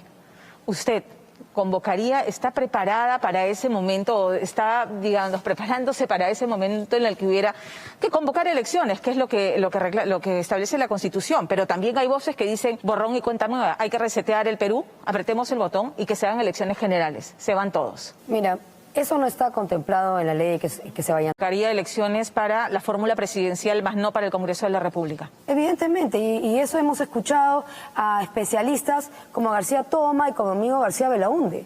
Esa es la posición de los constitucionalistas serios, no es la posición que se vayan todos. Ahora, además, creo que es una irresponsabilidad. Decir que se vayan todos. Se va a ceñir a lo que dice la Constitución en ese escenario. Por supuesto. Pero sí entiende que hay una crisis de representación, que el Congreso de la República tiene una desaprobación incluso más alta que la del presidente. El Congreso de la República, Pamela, siempre ha sido una institución que tiene baja aprobación en todas partes del mundo, no solamente en el Perú. Y yo te puedo decir, porque no solamente son las encuestas, porque la aprobación del Congreso no es una aprobación en la peor de la historia, ni peor que otros congresos. Al contrario, pero eso no es hemos estado aliciente, mejor, pues. Por supuesto que no, ajá, pero siempre atacan al Congreso. Siempre la mira de todos está en el Congreso. ¿Hay alguna autocrítica? ¿Hay alguna autocrítica que pudiera hacer respecto al papel que viene jugando el Congreso? Decir que no, yo salgo a la calle y me lo cuentan también mis colegas congresistas, ¿no? Y nos dicen, estamos con ustedes. Bueno, pero han habido marchas, por ejemplo, en defensa de la educación, para mencionar lo que acaba de pasar, la ley que ha aprobado el Congreso sobre las modificaciones en la SUNEDU. El Congreso tiene que hacer control político y fiscalización, pero la Comisión de Educación, de sus 19 miembros, 12 son congresistas con estudios universitarios en universidades no licenciadas, que han recibido 145 visitas al Congreso de representantes de universidades no licenciadas. Se aprobó el proyecto y se aprobó en el Pleno. Ok, quiere decir que se puede reconsiderar y que eso puede... Se ha aprobado en primera... Porque están desnaturalizando la SUNEDU, ¿no es cierto? No, este es un proyecto de ley efectivamente polémico, tanto que ha sido aprobado en primera votación con las justas. Todavía falta la segunda votación. De aquí a que se dé la segunda votación, efectivamente se escuchan, la mayoría de congresistas van a escuchar a los especialistas. Una segunda votación es para que puedan repensarlo y tomar otra decisión. yo creo que el ánimos también de la Comisión de Educación no ha sido un ánimo de contrarreforma, no ha sido un ánimo de ir hacia atrás. Pero por lo menos en esa comisión hay conflicto de intereses. El conflicto de intereses, claro. Por lo menos de Acción Popular, nosotros en nuestra campaña y en el plan de gobierno siempre propusimos reforzar la SUNEDU. Y esa es su postura también, reforzar la SUNEDU y no debilitarla. Claro. ¿No hay conflicto de intereses en esa comisión? Y los que están ahí sabrán si tienen conflicto de intereses o no. Ahí coincidieron con el gobierno porque ya habían anunciado que no iban a observar esa ley si en segunda votación se aprobaba. También han coincidido... Ese proyecto de ley está impulsado por la bancada de Perú Libre. Exacto, ahí coinciden oposición y el gobierno, como también han coincidido en el tema del ministro Silva, que fue criticado por congresistas de la oposición y sin embargo teniendo la posibilidad de plantear la censura de un ministro de Transportes tan cuestionado por todo lo que conocemos que ha impulsado desde confabular para poner a disposición de las empresas de transporte las cabezas de la ATU, de la Sutran, en fin, y todo lo que conocemos. No ejercieron ese poder de control y fiscalización. ¿Por qué hace eso el Congreso de la República? ¿Por qué avala con su actuar ministros cuestionados? Bueno, Pamela, no conozco al ministro Silva, la verdad, sí lo saludé un par de veces, pero ese es otro tema que hay diferencias. Eso es normal. Acá hay 130 congresistas que pertenecen a distintas bancadas, que vienen todos desde sus regiones y que tienen distintas miradas. Eso es el Congreso. La señora Keiko Fujimori ha vuelto a insistir, pese a que hay 9 denuncias archivadas por el Ministerio Público, de que ha habido fraude en las elecciones en las que ganó el presidente Pedro Castillo. ¿Usted comparte su opinión? ¿Usted cree que Keiko Fujimori es el rostro más visible de la oposición? Ya el jurado ha dicho que no ha habido. Entonces tenemos que respetar a las instituciones, aunque no nos guste, como también respetamos al Tribunal Constitucional cuando avaló el cierre del Congreso de Vizcarra con la interpretación fáctica, porque somos demócratas y tenemos que respetar a las instituciones. Nos ve llegando al 5º año de gobierno con el presidente Pedro Castillo. ¿Cree que tiene las capacidades para terminar su mandato? Bueno, lo veo difícil, pero lo veo difícil porque él mismo ha dicho que no está preparado y que no tiene la capacidad para gobernar. Él mismo lo ha dicho. Gracias, señora Alba. Gracias. Gracias, Pamela. Y le plantearé la misma pregunta a la ex premier. Mirta Vázquez está esta noche con nosotros aquí en los estudios y le agradezco por estar con nosotros, doctora Vázquez. Bienvenida. Buenas noches, Pamela. Muchas gracias. A usted. A ver, ya lo sabe, la oposición está reclamando la renuncia del presidente. El ex secretario general del despacho, el doctor Jaico, que usted conoce, no solamente pide la renuncia, sino que ha hecho una denuncia muy grave esta noche, que en buena cuenta el primer ministro de Pedro Castillo en la práctica es Viberto Castillo. A ver, Pamela, yo primero quiero decir que en absoluto estoy de acuerdo con ese planteamiento que se está haciendo y que me parece muy peligroso a estas alturas respecto al tema de la vacancia o la renuncia, porque me parece que estamos en una crisis, pero efectivamente las crisis tenemos que gestionarlas de manera responsable. A mí me parece que hay varios sectores golpistas que en este momento encuentran la posibilidad. Y bueno, sí, hay problemas en el gobierno. Yo he dicho, hay una falla en el entorno del presidente, que son básicamente los asesores, que ahora se está visibilizando. Hemos visto ahora de manera triste, a mí me parece lamentable que, por ejemplo, hoy día en los programas, en casi todos los programas de noticias han estado desfilando pues los asesores, ex asesores, acusándose unos a otros. Eso visibiliza justamente que hay un problema en ese entorno. Efectivamente hay un problema en ese entorno, pero usted eso ha hablado justifica de que una hay que, vacancia. frente a los pedidos de renuncia, que hay que saber gestionar la crisis, pero hasta el momento el presidente no demuestra esas capacidades, sí, porque cada vez que tiene por delante precisamente una situación complicada, guarda silencio y posterga tomar una decisión, y usted conoce bien de eso, porque la actual crisis se genera con todo este tema del señor Avelino Guillén y los ascensos en la policía, con denuncias de corrupción, ¿no? Y yo he sido muy crítica con eso, Pamela, y yo creo que el presidente, por supuesto,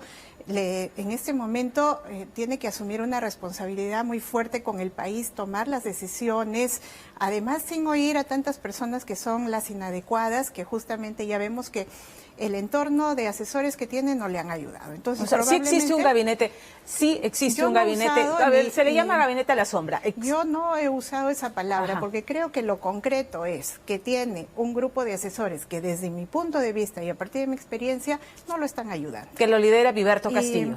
Sí, hay varias personas ahí a su alrededor, entonces yo creo que esa parte tiene el presidente que asumirla con responsabilidad. Es más, ahora ya se visibiliza que no puede seguir teniendo estas personas que se están denunciando unas a otras. Si hay esta guerra interna, no va a poder él gobernar, ¿no? Pero me parece, permítame, doctora Vázquez, que es ser demasiado condescendiente con quien es el presidente de la República. La culpa es de los asesores que le aconsejan y él, como si fuera un inimputable, escucha y obedece o actúa en consecuencia cuando tiene un gabinete. Y usted ha dicho que muchas veces acordaba una cosa con ustedes y hacía otra al final. Por favor, descríbanos cómo ha sido ese trabajo. Yo soy por eso, y es más, yo he puesto en la carta las razones de por qué estoy renunciando, y justamente esa es una de las razones, que me parece que en este momento el presidente no puede escuchar a tantas personas, que él tiene que también empezar a tomar un liderazgo mucho más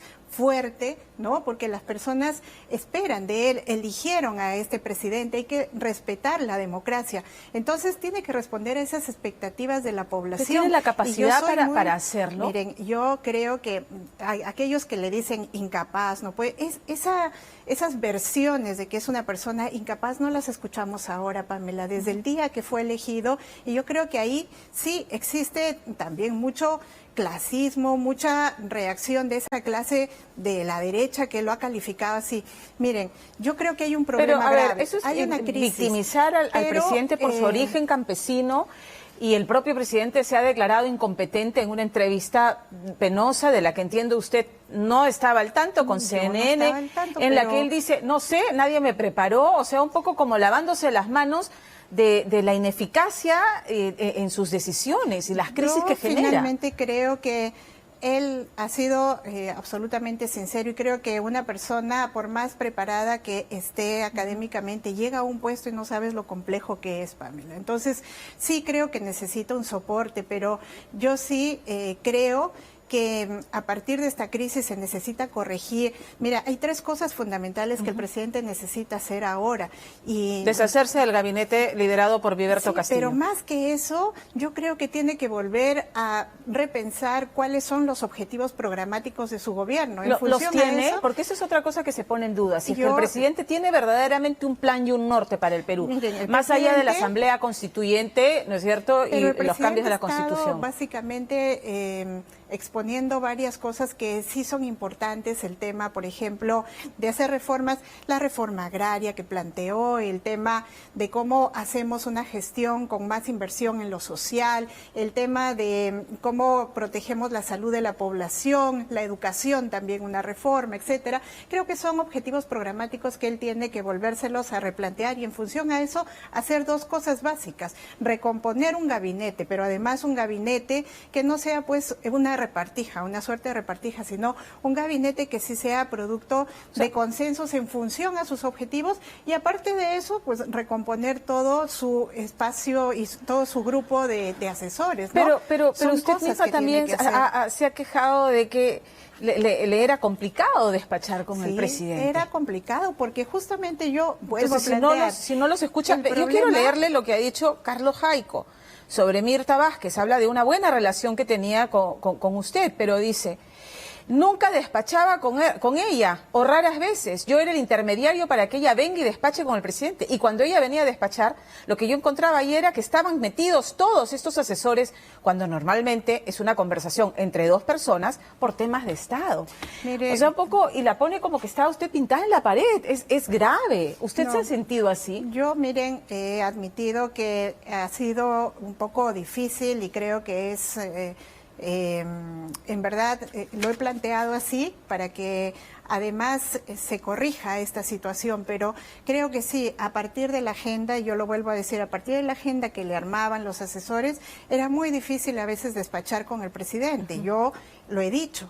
Pero al punto de llegar y decir, bueno, ahí había otras personas que mandaban, tampoco ha sido, yo no voy a, digamos, decir algo de esa gravedad, porque creo que el presidente también ha tenido muy claro que tenía un gabinete, y con lo difícil que es a veces ponernos de acuerdo, despachar, etcétera, hemos estado llevando los objetivos conforme nosotros lo habíamos planteado. Imagínense ustedes, hemos estado trabajando retorno a clases, que eso ya estaba encaminado, hemos estado trabajando el tema de la vacunación, hemos estado trabajando el tema de la renegociación del gas, hemos estado trabajando temas como la negociación colectiva. ¿Y el presidente a qué se dedicado? El presidente, usted dice, nos escuchaba, pero luego se iba al gabinete de Viverto Castillo y compañía y hacía otra cosa. Había un desorden porque, bueno, se le armaba una agenda. ¿Y entonces por qué tanta condescendencia con el presidente que ignoraba a su gabinete? Porque en buena cuenta parece eso. Yo no quiero ser condescendiente, y Pamela, yo he sido muy frontal a decir, miren, si esto no se corrige, así no podemos caminar. Y de así hecho, no se hace un gobierno. Y de hecho es que por así eso no se hace un terminó gobierno. apartándose, renunciando, porque esta crisis estalla con el tema de los ascensos a la policía, donde hay denuncias de corrupción.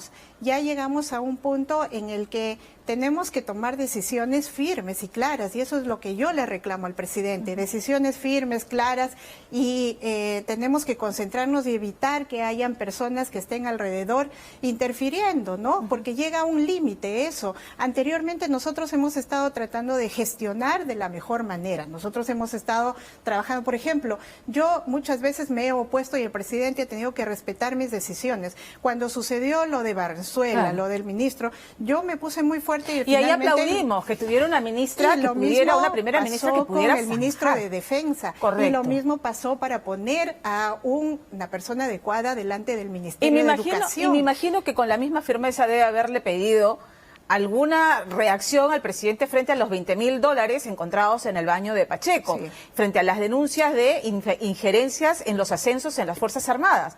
Pero resulta que en la policía ahí sí se lograron las filtraciones, ¿no es cierto? Y por eso es que yo decido retirarme, porque sentí que ahí ya no había posibilidad de ponernos de acuerdo, no sé quién estaba influyendo, me da la impresión de que ese entorno estaba influyendo y no lo veía tomar decisiones, no nos poníamos de acuerdo, y entonces ahí sí yo marco un límite, porque hasta entonces habíamos estado con estas diferencias y todo esto, se respetaban las decisiones y por lo menos yo podía encaminar cosas, pero si eso va a empezar a fallar, ya no, y hay que ponerle un pare y a comparte eso, ¿no? esta opinión que tienen, o esta percepción que tienen no solamente el señor Jaico, sino también el exministro Guillén, a quien usted respaldó, de que todo este desgobierno y esta forma del presidente Castillo de escuchar más al gabinete de asesores que a sus propios ministros, que se presta para la corrupción, y hay denuncias, está lo de la lista Zarratea, donde usted dio la cara y terminó descolocada porque la lista nunca se dio, porque el presidente no quiere. Y es un momento en el que yo empiezo a notar de que hay una injerencia. Yo en verdad hasta entonces estaba caminando, sentía que hay algunas dificultades, pero cuando sucede esto y veo que el presidente empieza a dar marcha atrás porque está escuchando a alguien probablemente, entonces empiezo a notar que hay un problema. Yo además se lo advierto, se lo advertí incluso en Consejo de Ministros, le hablé del rol de los asesores, que ahí teníamos que poner un pare, había que corregir, eso yo se lo he ido advirtiendo. ¿Le dio explicaciones satisfactorias sobre los $20.000 en el baño del despacho Pacheco? Él simplemente, a mí personalmente me dijo que él desconocía de dónde provenía ese dinero, ni que el señor Pacheco lo tenía. ¿Se molestó? ¿Se sorprendió? Claro, ya había pasado... ya se había hecho esto público, y cuando yo hablé con él me dijo que estaba muy sorprendido de esa situación. Pero demoró en sacar a Pacheco. Sí, y yo recomendé la salida de Pacheco. Él me autorizó a hablar con el señor Pacheco para decirle que se vaya. Yo hablé con él y en verdad sí hubo interferencias, luego se demoró. Nuevamente, interferencias claro, de este gabinete, de estos asesores. Yo sospecho que sí, porque incluso la primera vez que hablamos sobre el señor Pacheco y estas irregularidades que ya se empezaban a notar, entonces él estaba determinado a sacarlo, incluso me pidió que hable con él y en efecto yo hablé con el señor Pacheco para que renunciara, presentara inmediatamente la renuncia. Pero entonces demoró su decisión nuevamente, aconsejado por estos asesores. Sí, yo recuerdo que ahí tuve justamente una situación, digamos, de molestia, no sabía por qué se había demorado, entonces ahí es donde yo empiezo a notar de que hay un problema con el entorno, ¿no? Y bueno, que con el tiempo yo he estado tratando de hacer el trabajo y bueno... y en el caso de la casa, de esto que se ha venido a llamar el despacho paralelo en Breña, usted se compromete públicamente a dar la lista, porque entiendo que... O sea, el presidente no puede despachar sin llevar una agenda pública sometida al escrutinio público, pero en la Casa Zarratea no lo hizo. ¿Le convence esa explicación de que fueron reuniones de carácter personal con gestores de intereses, Karelim López, el ministro Carrasco Millones, congresistas? Yo he explicado que cuando el presidente efectivamente conversa conmigo, me manifiesta, y yo así lo dije públicamente, que él no realizó ninguna gestión de Estado en esa casa y que iba pues por motivos personales. Y por eso él estaba dispuesto en un principio a transparentar. ¿Le cree al presidente, a transparentar por las explicaciones que él ha dado? Yo tenía un margen de confianza y por eso es que él se comprometió incluso a hacer una suerte de lista, porque en efecto pero no le engañó existía porque no hizo ese yo creo que recuento. Cambió de opinión, que yo no siento que me haya engañado en ese momento, pero que cambió de opinión justamente porque luego me dice, bueno, no, se va a manejar de otra manera porque ya se judicializa también el caso y entonces deciden manejarlo a este nivel, ¿no? Y luego nos enteramos que la fiesta de cumpleaños se la organiza esta señora Karelim López, que visita Palacio de Gobierno, visita Zarratea. Yo no tengo detalles sobre eso, pero yo sigo afirmando, y cuando estaba en el gobierno, incluso Pamela, yo he exigido que se hagan las investigaciones correspondientes. Ok, la descripción que nos hace nuevamente es de un presidente que está dejando que personas que no han sido elegidas en las urnas estén gobernando. Esa es la sensación que tengo. Yo, mira, creo que él finalmente no es... yo rechazo también ese límite al que están llegando la gente a decir que él es un incapaz y que otros toman decisiones por él. Creo que no es así, pero bueno, pero sí toda creo la descripción que nos ha hecho la doctora Vázquez es que él hace lo que le aconsejan estos asesores. En estos cargos siempre uno tiene un staff de asesores y ese staff de asesores se tiene que elegir con mucho cuidado porque las decisiones que uno toma son de muchísima responsabilidad. ¿Qué pasa si es que el presidente no toma conciencia del daño? Porque, se está dejando mal aconsejar y está tomando malas decisiones. Finalmente, los responsables políticos, lo sabemos, son los ministros, ¿no es cierto? Entonces, ¿cree que la salida es la recomposición del gabinete? ¿Pasa solamente por eso, que es lo que ha anunciado? Además, pretendiendo culpar al Congreso de la República de la recomposición. Sí, yo creo que es más que eso. Él tiene que volver nuevamente a reposicionar sus objetivos programáticos. En función a eso se elige un gabinete y en función a eso también tiene que elegir a sus asesores. Creo que es un conjunto de cosas que tiene que en este momento corregir y encaminar, porque miren, la gente está hablando de renuncia, la gente está hablando de una vacancia, pero nadie está hablando de qué viene después de eso. ¿Quién va a asumir después de que haya una vacancia o una renuncia? Un congreso que como Bueno, Mari Carmen has Alba visto... acaba de decir que en ese escenario convocaría, como dice la Constitución, si es que Dina Boluarte acompaña al presidente... No es en una el salida escenario constitucional. La renuncia, si el presidente renuncia... Si el presidente ¿Le aconsejaría que renuncie? Yo creo que no en este momento. Hay que hacer esfuerzos por la gobernabilidad. ¿Quién va a querer acercarse a este gobierno luego? ¿Usted siente que la han maltratado? No, miren, yo no me siento que en estos cargos yo creo que hay muchas tensiones, pero tampoco es que uno venga a victimizarse. Creo que uno tiene que asumir una responsabilidad sabiendo que estos cargos son muy difíciles.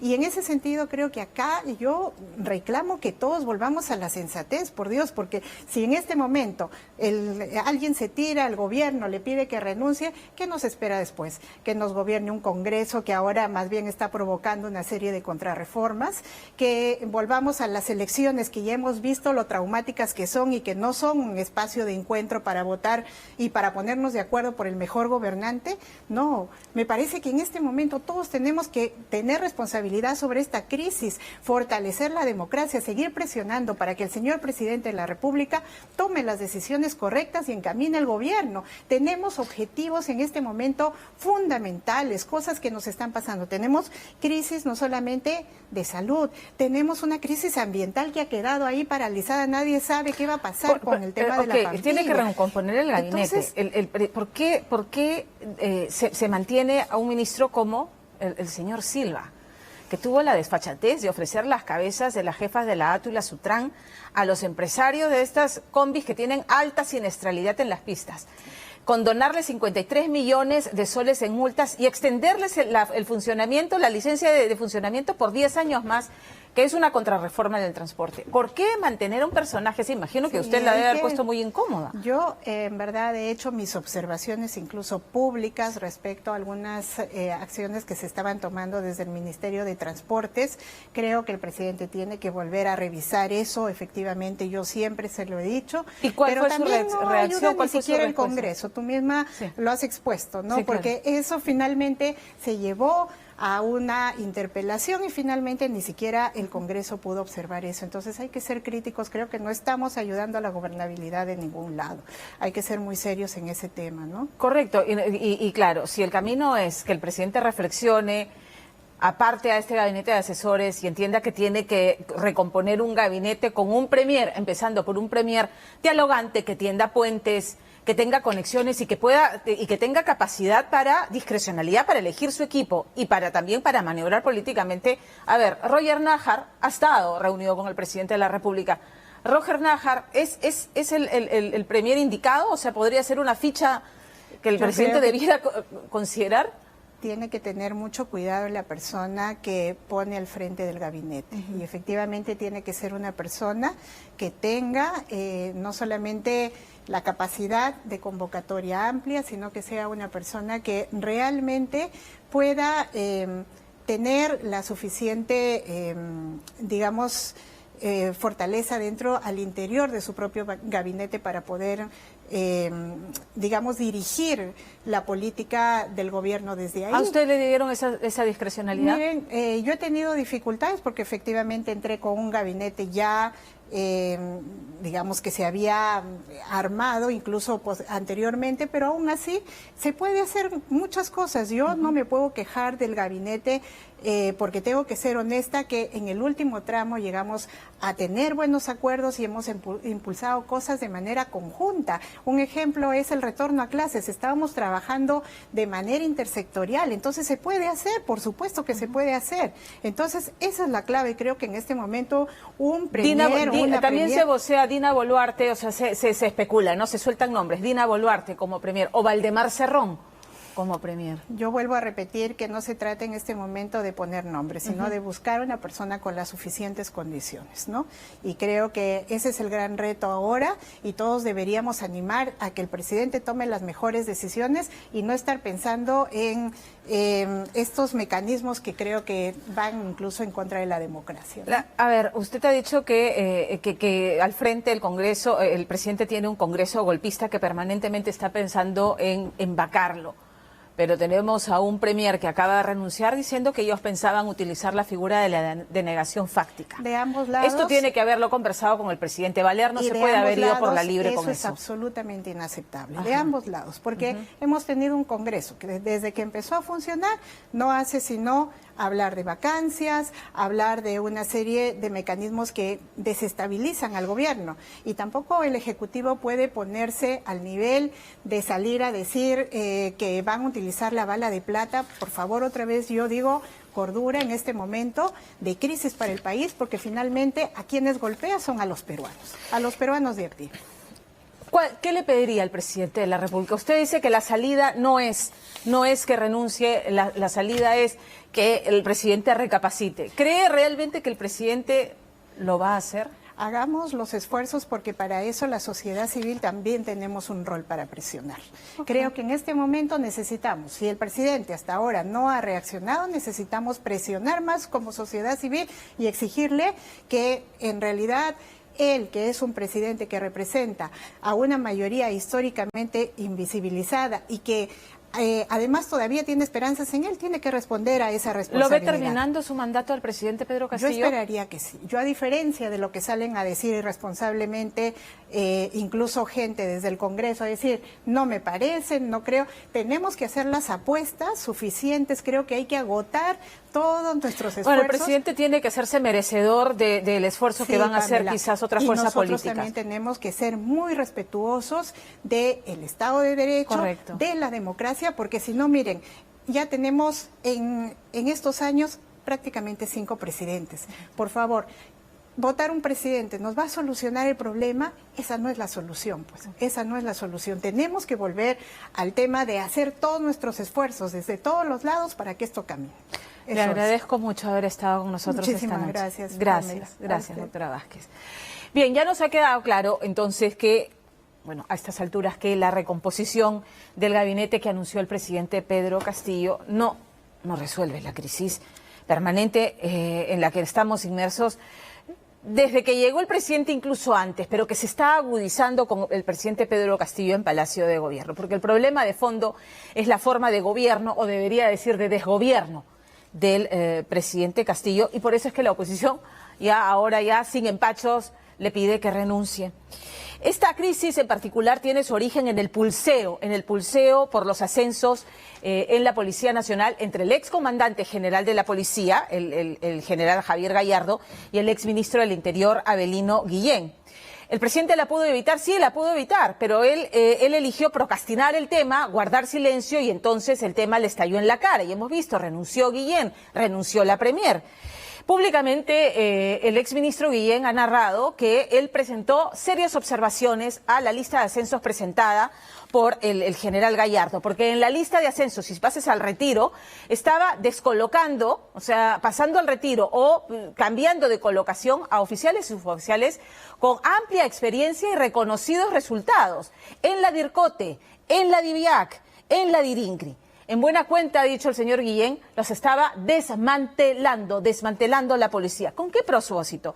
En paralelo se suman las denuncias sobre las visitas de algunos coroneles que estaban en la lista de ascensos al despacho del exsecretario del despacho presidencial, Bruno Pacheco, los pagos por los ascensos y luego los chats conspiradores en los que Vladimir Cerrón, el excomandante de la policía, Gallardo, e incluso el exministro del Interior, el general Hidalgo, conspiraban para apartar a Guillén. Esta noche, por cierto, Miguel Hidalgo va a responder. El presidente Pedro Castillo encarpetó por 2 semanas las resoluciones de pase al retiro y sugerencias de ascensos del ministro del Interior en ese entonces, Avelino Guillén. Y, por supuesto, al encarpetarlo, al no decidir y luego insistir en que Gallardo se quede en la comandancia general, Guillén renuncia y con él Mirta Vázquez. Richard Apolo. Gracias por haber sido parte de esa defensa institucional de nuestra Policía Nacional. Que Dios lo bendiga y lo ilumine en su nuevo espacio tan profesional que ustedes seguirán desarrollando. Muchas gracias. Para muchos, el reconocimiento que recibió Avelino Guillén el 31 de enero último por parte de los generales Vicente Tiburcio, por esos días aún jefe de la DIRINCRI, Óscar Manuel Arriola, mandamás de la Dirección contra el Terrorismo, y Jorge Luis Angulo Tejada, jefe de la Región Policial Lima, fue, dicen, una forma de agradecer a Guillén el haber, como ministro del Interior, resistido con uñas y dientes las embestidas, entre comillas, por parte del entonces comandante general de la policía, Javier Santos Gallardo Mendoza, quien habría, desde que asumió en septiembre del año pasado el cargo, buscado concretar a como dé lugar el pase al retiro de generales ubicados en sectores sensibles dentro de la Policía Nacional, y así dejar libre la cancha para aquellos generales, dicen, dispuestos a ser más complacientes, por decirlo menos, con el actual gobierno.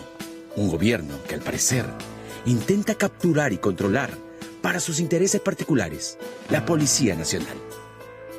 Nos ha representado en momentos de dificultad, donde algunos y muchos de nosotros en algún momento teníamos que pasar a una situación de paz y retiro. Y gracias por las decisiones acertadas.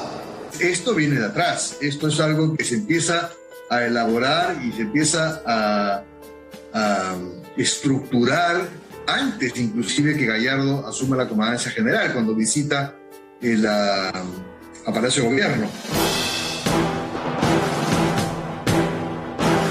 Señor Avelino Trifón Guillén Jáuregui, juráis por Dios y estos santos evangelios desempeñar leal y fielmente el cargo de ministro de Estado en el despacho del Interior que os confío. Sí, juro. Cuando el 4 de noviembre del año pasado Avelino Guillén juramentó como ministro del Interior, sabía que no la iba a tener fácil. Sus antecesores no habían salido precisamente del despacho ministerial por la puerta grande, sino todo lo contrario. Sin embargo, el real problema para Guillén, todo apuntaba, sería el poder que había adquirido el comandante general de la policía, que, creyéndose al parecer poderoso e intocable, al tener, entre comillas, la bendición desde Palacio de Gobierno, iba a intentar avasallar al nuevo ministro del Interior. Solo era cuestión de tiempo. Y si bien cuentan, la tensión entre ambos era notoria, también señalan que la primera vez que realmente midieron fuerzas ambos personajes fue cuando el general Javier Gallardo Mendoza, como comandante general de la policía, le envió en un sobre cerrado a Guillén la lista de aquellos generales que Gallardo decía pasarían sí o sí al retiro. Grande fue la sorpresa del hoy renunciante ministro cuando, al abrir el sobre y revisar la lista, vio que Gallardo intentaba pasar al retiro a oficiales con trayectoria que, además, en algunos casos, estaban a la cabeza de direcciones claves dentro de la policía, como la Dirección contra el Terrorismo, dirección siempre en la mira del actual gobierno. Guillén entonces no solo no estuvo de acuerdo con aquellos pases al retiro, sino además habría recomendado a Gallardo mantener en actividad a generales que consideraba claves, devolviendo el sobre con la lista, pero resaltando los nombres de aquellos que el ministro Guillén consideraba y recomendaba deberían mantenerse en actividad. En esta ley, donde están las funciones del ministro del Interior, que es del año 2009, en ningún acápite dice acá que el señor ministro del Interior participa de los procesos de ascensos, de cambios de colocación o pases al retiro. Eso no quiere decir tampoco que sí el ministro, que es el ministro del Interior, si ve alguna supuesta irregularidad, puede alzar su voz. Pero por supuesto, y para eso está la coordinación. Volviendo a la historia de la lista de los pases al retiro, cuentan que la tensión entre ministro y comandante general se convirtió en un tire y afloje por este tema. Al final, ya regañadientes, afirman, Gallardo accedió a mantener solo algunos generales que Guillén había recomendado sigan en actividad. Entre ellos, Vicente Tiburcio, entonces aún jefe de la DIRINCRI, Óscar Arriola, jefe de la DIRCOTE. Al parecer ambos oficiales formaban parte de esa larga lista que Gallardo, dicen, había confeccionado junto con Palacio de Gobierno, buscando apartar no solo al gobierno, por decirlo de algún modo, sino de esa forma podrían dar inicio a la última etapa de lo que muchos creen era el paso final para copar por parte del actual gobierno direcciones claves dentro de la institución. Esa última etapa no era otra que el cambio y colocación de generales. Entonces eso le vuelve a trancar la rueda, porque con tanto general no hay, digamos, tanta posición importante para colocar a los que él le deben el ascenso o con los que tiene una relación especial en estas posiciones importantes. La primera lista que el entonces comandante general de la policía, Javier Gallardo, confeccionó con el nombre de generales y sus nuevas colocaciones fue la que este envió el 7 de enero al ministro Guillén, el mismo que al revisarlo sintió que Gallardo se estaba burlando de él. Pues si bien había aceptado no pasar al retiro a algunos generales que Guillén había recomendado mantener en actividad, en la nueva colocación los había removido de las direcciones claves y sensibles. Por ejemplo, al jefe de la región policial Lima, Jorge Angulo, Gallardo lo estaba enviando ahora a la dirección de turismo. A Vicente Tiburcio, jefe de la DIRINCRI, Gallardo había decidido pasarlo ahora al área de planeamiento de inspectoría. La cereza del pastel fue el general Oscar Arriola, experimentado oficial en la lucha antiterrorista, a quien Gallardo lo había removido de aquel cargo sin mayor explicación para enviarlo a Inspectoría de la Policía, a la División de Investigaciones. Por eso es que y el propio Bermejo también, me imagino yo, que trata de influenciar en esto cuando él recomienda a Barranzuela. Ahí se arma una dupla entre Barranzuela y Gallardo, que estaba, como digo, amarrada desde julio, cuando estaba Carrasco como ministro del Interior. ¿Usted pone las manos al fuego por el general Gallardo? Por supuesto que no pongo las manos al fuego por nadie ni por el general Gallardo, porque creo que el general Gallardo, los oficiales generales del comando de la policía son lo suficientemente profesionales para actuar dentro del marco de la ley. Y si no es así, las investigaciones determinarán si sus actos en la administración de los recursos humanos, en todos estos procesos tan mediáticos, se han hecho correctamente o no. Sin embargo, Gallardo hizo más que solo mover generales entre comillas incómodos. Además, habría mantenido, y en otros casos, colocado en otras direcciones claves a generales cuestionados, generales al parecer de su entorno, como el general Nicasio Zapata, un hombre salpicado en el escándalo de aquellos coroneles que visitaron Palacio de Gobierno en pleno proceso de ascenso. En el caso de Nicasio Zapata, quien visitó el 28 de octubre del año pasado al exsecretario de Palacio de Gobierno, Bruno Pacheco, Gallardo lo colocaba en la dirección de lavado de activos. En el caso del general Mejía Montenegro, jefe de la región policial Tacna, ascendido 2 veces judicialmente y cuestionado por supuestos cobros ilícitos a una conocida universidad, Gallardo pretendía colocarlo ahora, escuche bien, en la dirección anticorrupción. Toda esta información genera muchas sospechas, ¿no? En primer lugar, de plano, quien ascendió por visitar el Palacio de Gobierno o porque recibió el apoyo de alguien del Palacio de Gobierno, ya, a mi modo de ver, lo descalifica para asumir una posición importante de mando, ¿no? Porque si es que asciende, es porque le está debiendo el favor a alguien del gobierno. No es pues lo más saludable poner al gato despensero.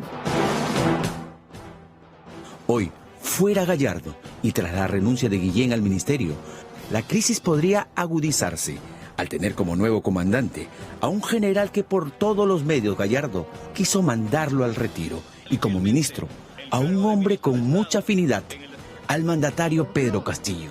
Aquí lo más importante que lo que Chávez tiene que hacer en estos momentos antes que algún estado emergente es de plano investigar el proceso de ascenso, cómo se ha producido y definitivamente a quienes de alguna forma están bajo la sospecha de haber comprado su ascenso o de verle el ascenso a algún tipo de tráfico de influencias, no deben, bajo ninguna circunstancia, asumir un cargo de importancia.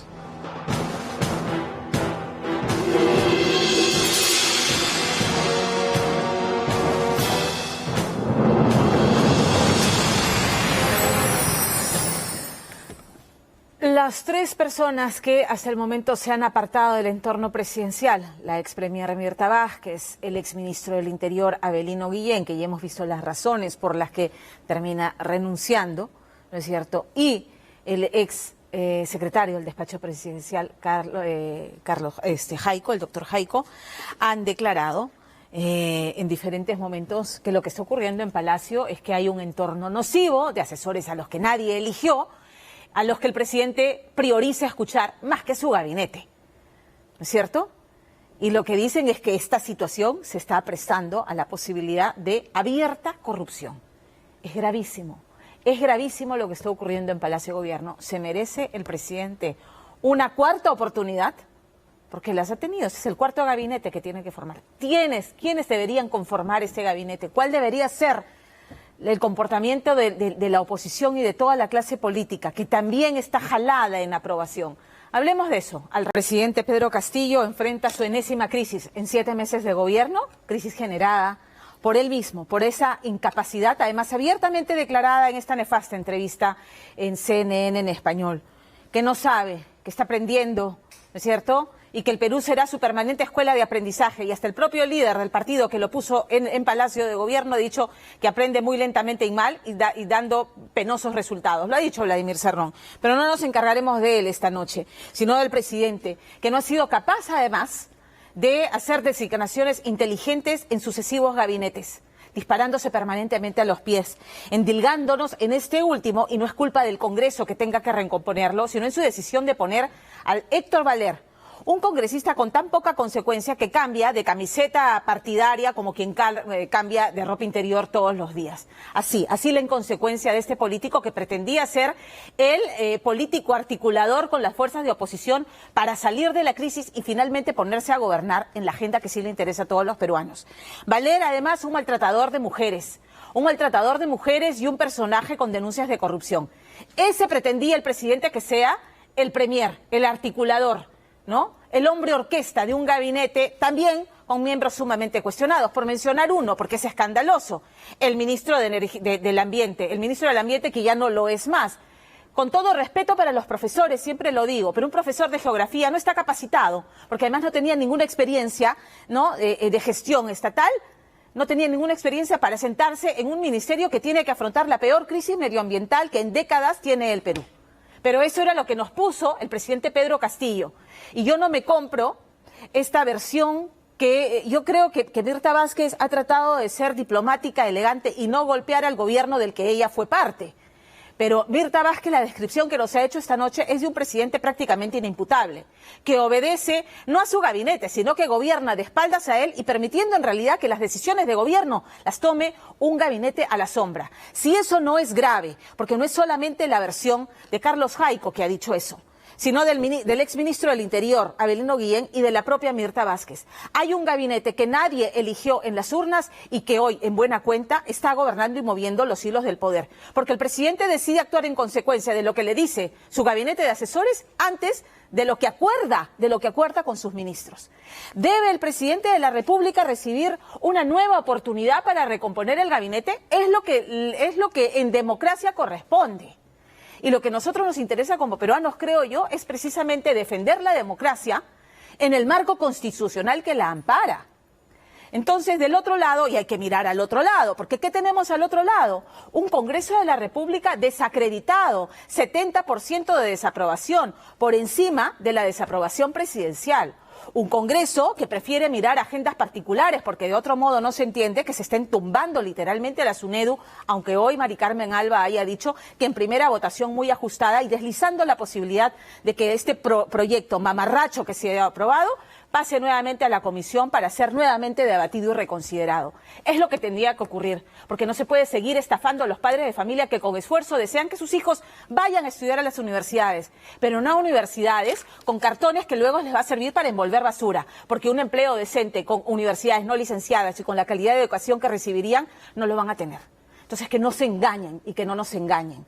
Un Congreso que permite que un ministro como Silva, en Transportes y Comunicaciones, haya sido ratificado, porque iba a ser ratificado si es que este Congreso recibía la confianza. Entonces, a ver, los que piden, apretemos el botón de reset, chocolateo, ¿entre quiénes? Entre los mismos rostros, porque todos los líderes de la oposición hoy están jalados, están desaprobados, no tienen capacidad de representación, no tienen legitimidad, porque ya los peruanos se hartaron de los mismos rostros. ¿Iríamos a elegir entre los mismos? Entonces, a estas alturas, la verdad es que no me parece descabellada esta propuesta que ha lanzado y que ha pasado como desapercibida Rafael López Aliaga, que no es candidato de mi devoción, pero ha dicho yo no voy a postular a la presidencia. Y le ha dicho a Keiko Fujimori, no postules. Lo que debe ocurrir aquí, y hay más voces que se suman a eso, es que debería haber una coalición de partidos de oposición de centro-derecha y que permitan que surjan nuevos rostros que puedan representar una forma de hacer política decente, sin agendas mercantilistas, y que represente el malestar de los peruanos que no se sienten representados ni en el presidente de la República, ni el Congreso y los partidos que están ahí representados. Las calles hablan y usa tu derecho, que nada apague tu voz. Involúcrate en política, entérate, lee, y no solamente leas los que están de acuerdo con tu postura ya preconcebida. Lee de todo, entérate, debate, pero participa en política, porque nuestro voto los puso ahí, a Castillo y a los miembros del Congreso. Nunca fuera del marco constitucional. Nos vamos a la pausa.